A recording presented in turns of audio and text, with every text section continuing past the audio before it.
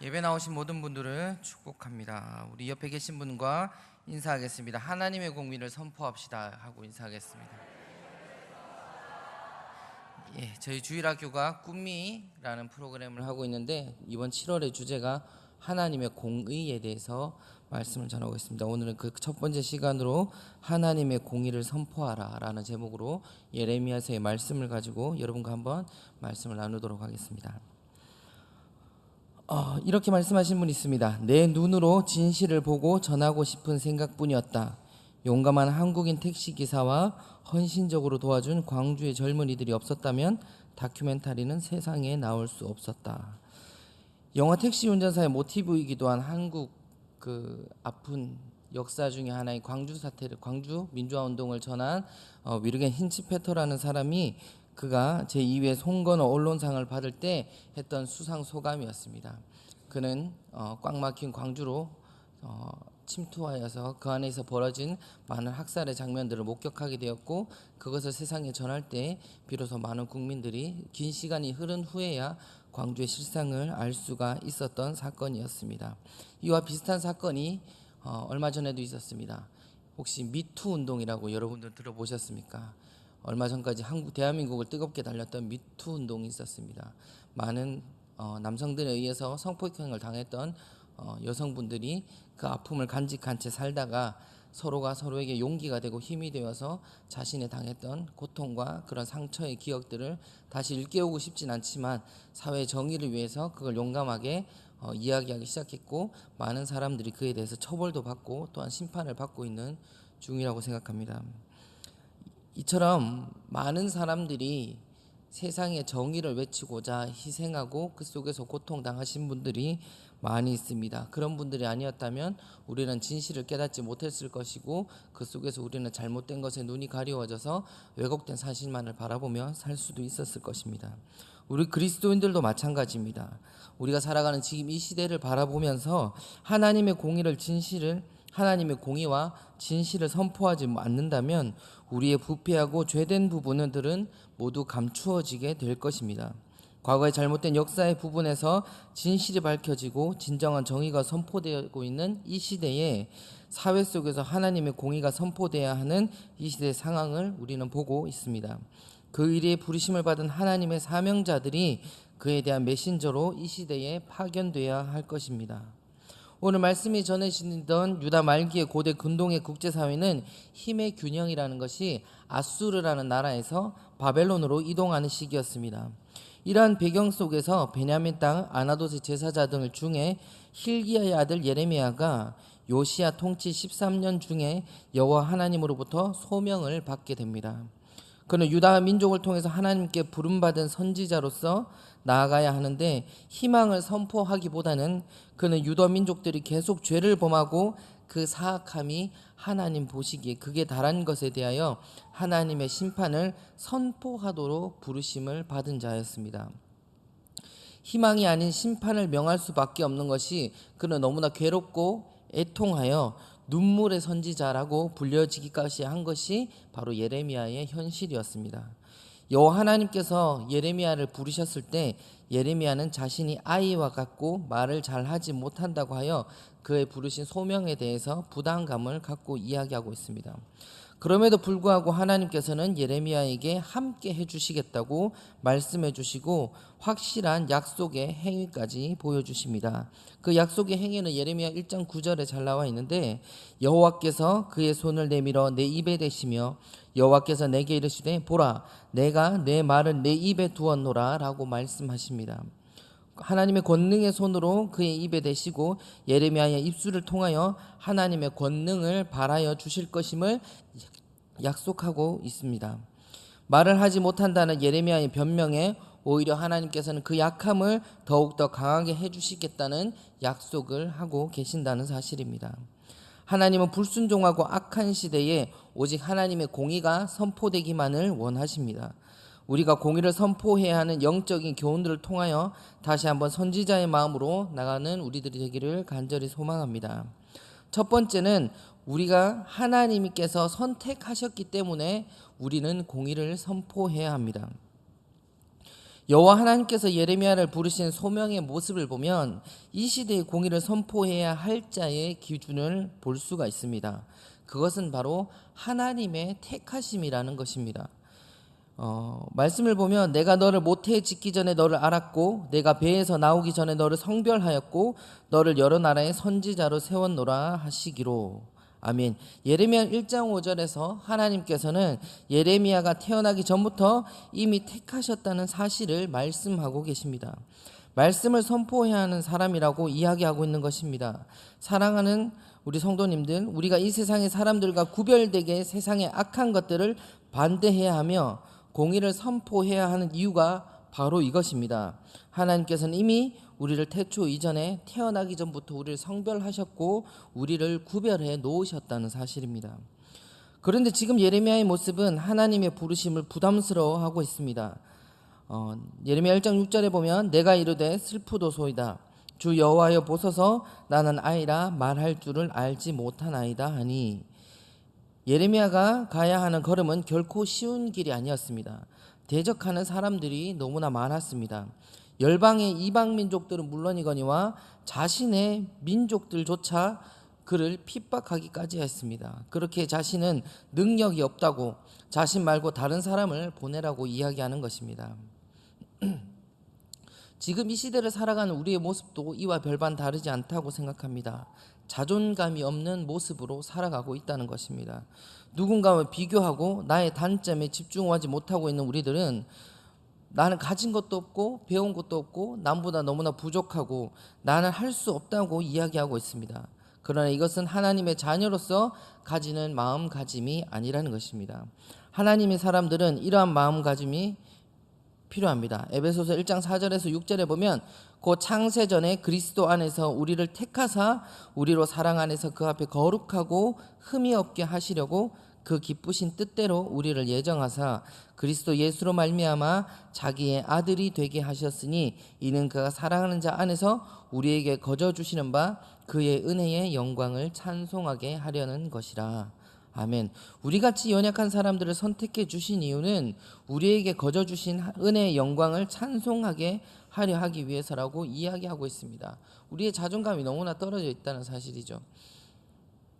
지난주에 축구 경기를 다들 보셨을 겁니다. 다들 보셨죠? 독일하고의 축구 경기 어떠시던가요? 저는 보면서 눈물이 났습니다. 그 눈물은 단순히 우리나라가 이겨서 너무나 기뻐서 흘린 눈물이 아니라 그동안 떨어졌던 우리의 자존심이 되살아난 듯한 기분이었습니다. 축구 경기, 독일과의 축구 경기가 있기 하루 전에 인터넷 기사와 여러 가지 기사를 봤는데 모두가 우리가 진다고 이야기하고 있습니다. 진다고 하는 것이 아니라 한국 축구는 형편없는 것이고 아마 좌절을 맛보게 될 것이라고. 누가 얘기했을까요? 일본 사람이 그러는 거예요. 너무 자존심이 상하더라고요. 한국은 독일이 직면했을 때 그들의 자신의 그러니까 주제를 알 것이고 거기서 더욱더 절망하게 될 것이다라고 이야기하고 있는 거예요. 월드컵에서 최저로 나올 수 있는 기록들을 한국이 다 갈아치울 것이다. 그런 식으로 여러 가지 이야기를 하는데 너무 자존심이 상한 거예요. 그런데 우리나라가 이겼죠. 그런데 여러분 가만히 생각해 보면 멕시코전, 스웨덴전 이후에 한국이 특별한 훈련을 한 게 아니에요. 특별한 무슨 특훈을 받았다거나 특별한 훈련을 했다거나 좋은 약을 먹었다거나 특별한 일이 있었던 게 아니에요. 그 팀이 그 팀이었어요. 그럼 우리나라는 왜 그랬을까요? 우리나라는요 결코 약한 팀이 아니라 강한 팀이었어요. 원래 잘하는 팀이었어요. 그러나 우리들 스스로가 우리가 강하다는 것을 깨닫지 못하고 우리는 할 수 없어. 우리는 질 거야. 우리는 키가 작아서 안 돼. 멕시코는 우리보다 더 빠르고 독일한테도 이겼잖아. 우리는 질 거야라는 그런 자존감이 떨어져 있기 때문에 우리가 그런 경기를 했을 뿐이지 우리나라는 원래 강한 팀이었던 거예요. 그러나 우리가 그 사실을 깨닫지 못했다는 거죠. 살아가는 우리도 마찬가지입니다. 우리에게는 하나님께서 우리에게 이미 이 세상을 정복할 만한 능력을 주셨다는 사실을 우리가 기억해야 합니다. 그런데 우리가 왜 그런 능력을 바라지 못하느냐? 우리가 스스로 그것을 깨닫지 못하기 때문이에요. 우리가 하나님의 자녀라는 사실을 깨닫지 못하기 때문이라는 사실입니다. 우리같이 연약한 사람들을 선택해 주신 이유는 아까 말씀드린 대로 우리에게 거저 주신 은혜의 영광을 찬송하게 하려기 위해서라고 이야기합니다. 그렇기 때문에 우리는 주님이 부르신 그 자리에서 주님의 영광을 위해서 살아가면 되는 것입니다. 여호와 하나님의 공의를 선포함으로 영광을 위해서 살아가는 우리 모두가 되어야 할 것입니다. 두 번째, 우리가 이렇게 공의를 선포해야 하는 것은 오직 하나님의 능력으로 공의를 선포해야 할 것입니다. 성경에서 하나님께서는 하나님의 사람들을 보내주실 때에 반드시 하시는 약속이 있습니다. 그 약속은 바로 내가 너희와 함께 하시겠다는 말씀입니다. 이 말은 모세에게도 여호수아에게도 모두에게 함께 하겠다고 해주신 말씀이었습니다. 예레미야의 이런 자존감 없는 모습 속에서 하나님은 그 약속의 말씀을 주십니다. 예레미야 1장 8절에 보면 너는 그들 때문에 두려워하지 말라. 내가 너와 함께하여 너를 구원하리라. 나 여호와의 말이니라 하시니라. 아멘. 이 말을 듣게 된 예레미야는 거부할 수 없는 하나님의 은혜를 경험했을 것입니다. 성경에 나오는 나 여호와의 말이니라, 이것은요 그냥 단순하게 하나님께서 예레미야에게 하신 말씀이 아니에요. 우리도 이렇게 하죠. 친구한테 나 너한테 100만 원 빌려줬다, 분명히 내가 얘기했다, 너 한 달 후에 갚아, 내가 분명히 얘기했어, 너 꼭 지켜야 돼. 무엇일까요? 이것은 강조하는 거예요. 내가 너에게 이런 말을 했다고 강조하는 거예요. 여호와 하나님께서 내가 너와 함께 할 것이고 내가 너와 동행할 것이고 너는 그들 때문에 두려워하지 말고 내가 너를 구원할 것이다 라고 말하면서 마지막에 나 여호와의 말이다. 내가 분명히 얘기하는데 너는 두려워할 필요가 없어. 내가 너와 함께 할 거야. 내가 너를 구원할 거야 라고 하나님께서는 확증하시면서 예레미야에게 말씀하셨다는 사실입니다. 이 말 사명을 허락하시는 여호와께서 동행해 주시겠다는 말입니다. 그러나 하나님은 예레미야가 생각한 그 이상의 것을 허락하실 수 있는 분이십니다. 예레미야 1장 9절에는 결국에 하나님께서 이렇게 말씀하십니다. 여호와께서 그의 손을 내밀어 내 입에 대시며 여호와께서 내게 이르시되 보라 내 말을 내 입에 두었노라. 내 말을 내 입에 두었노라. 하나님의 말씀과 같은 능력을 너에게 허락하시겠다는 말씀입니다. 여호와의 손이 예레미야의 입에 닿았습니다. 그리고 하나님의 말을 예레미야의 입에 두었다고 말씀하고 계십니다. 어린아이와 같이 능력이 없다고 하는 예레미야에게 하나님의 손에 권능을 부어주시는 바로 그 장면인 것입니다. 동행을 넘어 하나님의 능력이 발휘되는 약속을 받는 예레미야는 이제야 거부할 수 없는 소명을 순종으로 받아들일 수 있을 것입니다. 우리도 마찬가지입니다. 하나님의 소명을 받을 때 우리의 능력을 바라보면 우리는 예레미야처럼 피하고 싶어 변명하기에 급급할 뿐일 것입니다. 그러나 여호와 하나님을 바라보며 하나님의 능력을 바라본다면 우리는 소명을 부어주시는 것이 얼마나 은혜인 줄을 우리는 알게 될 것입니다. 예전에 한번 읽은 책이 있습니다. 그 책에서 말하고 있는 것은 무엇이냐면 하나님께서 너에게 어떠한 것을 요구하시는 것은 네가 그 일을 감당할 만한 능력이 있어서가 아니라 너에게 그 일을 감당할 만한 능력을 주시겠다는 뜻이다 라는 글이 있었습니다. 여러분, 하나님께서 여러분에게 무언가를 요구하실 때 하나님 나는 할 수 없습니다. 오늘 예레미야의 모습과 같이 나는 어린아이입니다. 나는 말이 서투릅니다. 하나님 나는 할 수 없습니다 라고 하는 것이 아니라 하나님께서는 그 말씀을 하실 때 여러분을 부르실 때에 이미 내가 너에게 그 일을 감당할 만한 능력을 주시겠다는 약속의 말씀임을 믿으시는 여러분들 되시기 바랍니다. 다시 한번 공의를 선포하는 이 시대에 내 능력이 아닌 하나님의 능력으로 소명을 감당하며 나아가는 우리 모든 성도님들 되시기를 간절히 소망합니다. 예레미야가 활동하는 시대는 바벨론 왕국의 영향력이 시작되는 시대였으며 또한 온 땅과 유다 왕들과 그 지도자들과 제사장들의 타락과 백성들의 강팍함은 이제 선을 넘었습니다. 지금 우리가 사는 시대가 똑같지 않습니까? 지금 우리가 사는 시대가 너무나 똑같습니다. 이 시대에 예레미야 선지자를 대하는 이 시대의 시선과 지금 우리가 살아가는 지금의 시선은 너무나 똑같습니다. 세상이 너무나 악해져 가고 있습니다. 포항에도 얼마 전에 있었죠. 그냥 지나간 아무 이유 없이 사람을 칼로 찌릅니다. 일주일 뒤에 똑같은 일이 있었습니다. 이번에 20대인가 30대 되는 여성이 지나가는 사람을 이유 없이 칼을 찌릅니다. 화가 나면 화가 난다고 가게에다 불을 질러서 많은 사람이 다치기도 하고요. 선한 것이 없어지고 악한 것이 선하다고 외치는 시대가 다가오게 되었습니다.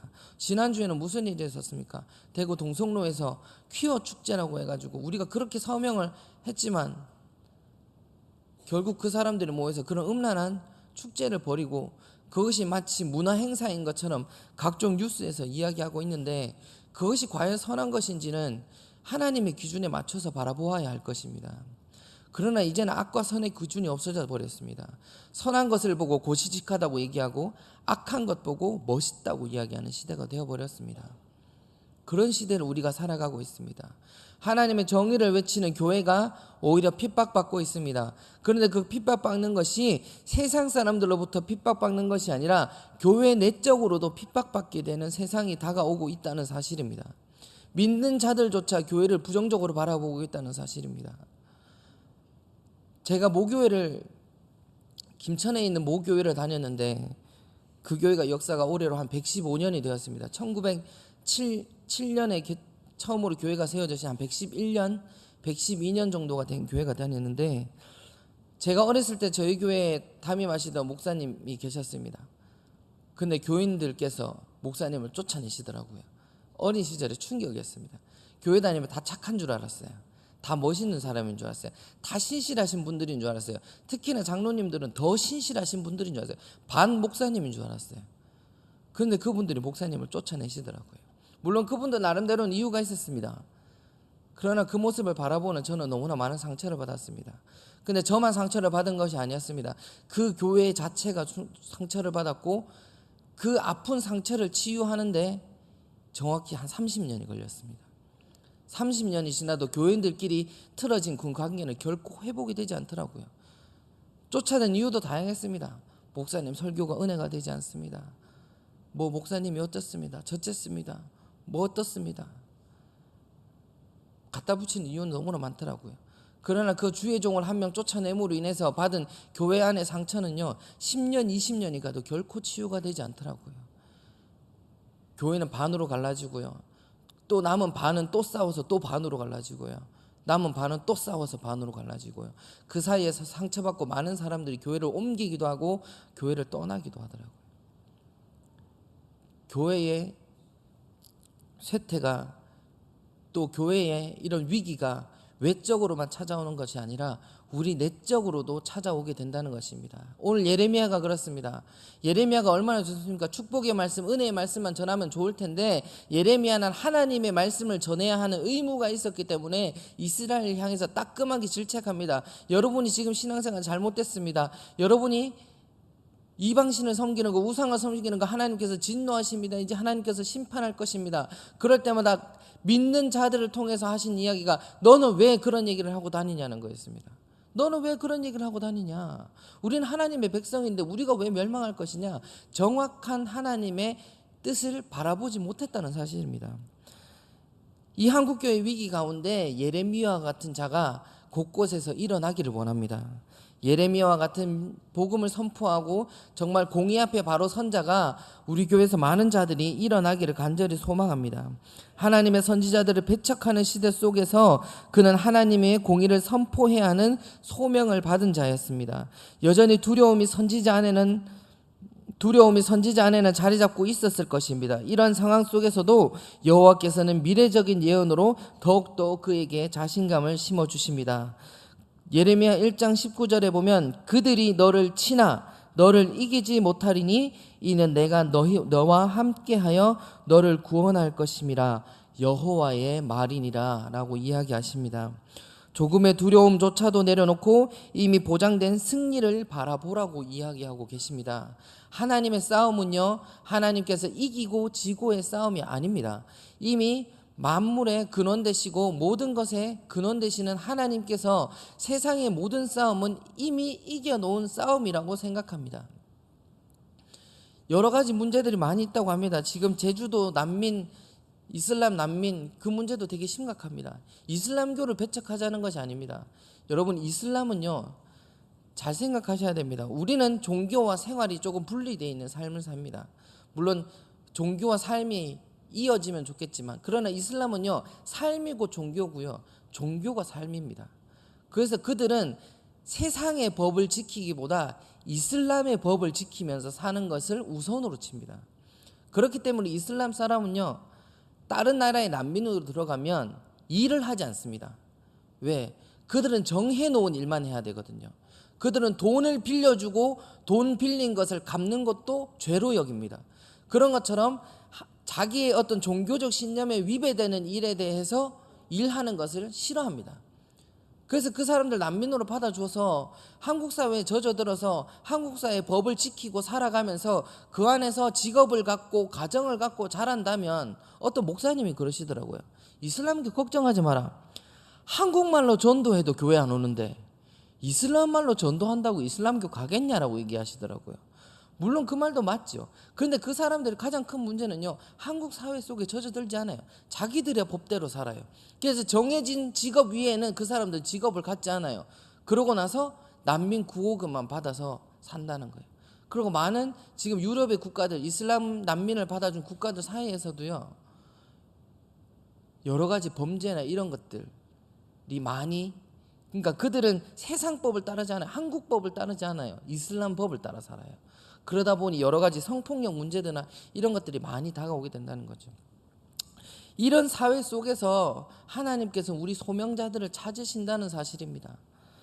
지금 이 시대에도 소명자들에게 주님께서 이러한 승리의 면류관을 약속해 주십니다.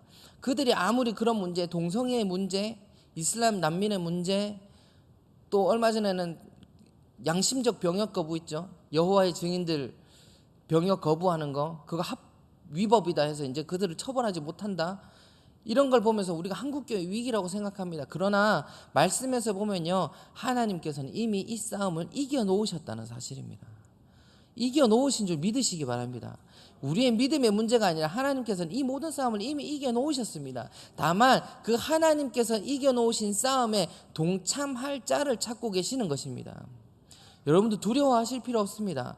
하나님은요, 결코 망하지 않으십니다. 하나님의 법은 이 땅에서 결코 사라지지 않습니다. 그러니까 두려워하지 마시고 담대한 그 선한 싸움에, 하나님의 그 선한 싸움에 동참하시는 여러분들 되시기 바랍니다. 우리는 다만 이 사회 속에서 공의가 선포돼야 할 이 시대에 하나님께 택함 받은 자로 하나님의 동행과 능력으로 그저 나아가기만 하면 된다는 것입니다. 주눅 들어있는 아이와 같은 모습이 아닌 하나님께서 허락하신 입술로 오직 주님의 명령을 감당하는 우리 모든 성도님들 되시기를 간절히 소망합니다. 결코 우리는 주눅들 필요가 없습니다. 한국 축구 대표팀 스웨덴 독일전 경기가 끝나고 그런 얘기를 합니다. 스웨덴전에 독일전처럼 했으면, 멕시코전에 독일전처럼 했으면 16강 나갔을 텐데, 16강에서 또 우리하고 붙는 팀이 그렇게 센 팀이 아니라더라고요. 그럼 8강도 갔을 텐데. 그들이 왜 그랬을까요? 그들 스스로가 그들이 강한 능력이 있다고 깨닫지 못했기 때문에 그들은 경기에서 패했던 것입니다. 여러분들 속에는 하나님의 능력이 있으신 줄 믿으시기 바랍니다. 우리는 하나님의 능력으로 살아가는 사람들입니다. 우리가 잘나서 우리가 능력이 있어서 살아가시는 것이 아니라 우리에게 하나님께서 능력을 주셨기 때문에 그 능력으로 살아가는 자들이심을 고백하시기 바랍니다. 그렇다면 이 세상 살아나갈 때요, 예레미야의 이전 모습과 같이 주눅들 필요 없습니다. 나는 어린아이입니다. 나는 말이 어눌합니다. 그러실 필요 없습니다. 당당하게 세상과 맞서 싸우시기 바랍니다. 세상에서 우리를 아무리 핍박할지라도, 우리를 멸시할지라도 그 속에서 오직 한 분이신 하나님의 능력을 통하여 언제나 늘 승리하시고 공의를 선포하시는 모든 성도님들 되시기를 간절히 소망합니다. 기도하겠습니다. 참 좋으신 하나님 아버지, 감사를 드립니다. 우리는 원래 강한 사람이었습니다. 우리가 강한 것이 아니라 하나님의 능력으로 우리는 오직 강한 자들이었습니다. 그러나 우리는 그것을 깨닫지 못하였습니다. 나는 어린아이인 줄 알았습니다. 우리는 말이 어눌하다고 생각하였습니다. 그러나 이 시간 예레미야를 통하여 하신 말씀에서와 같이 우리와 함께 하시겠다고 말씀하시는 그 하나님만 붙들고 나아가는 저희들이 되게 하여 주시옵시고, 그 능력을 통하여 세상을 향하여 오직 올바른 하나님의 공의만을 선포할 수 있는 모든 성도님들 될 수 있도록 주님 능력을 더하여 주시옵소서. 감사드리며 예수님 이름으로 기도드립니다. 아멘. 이 시간 6년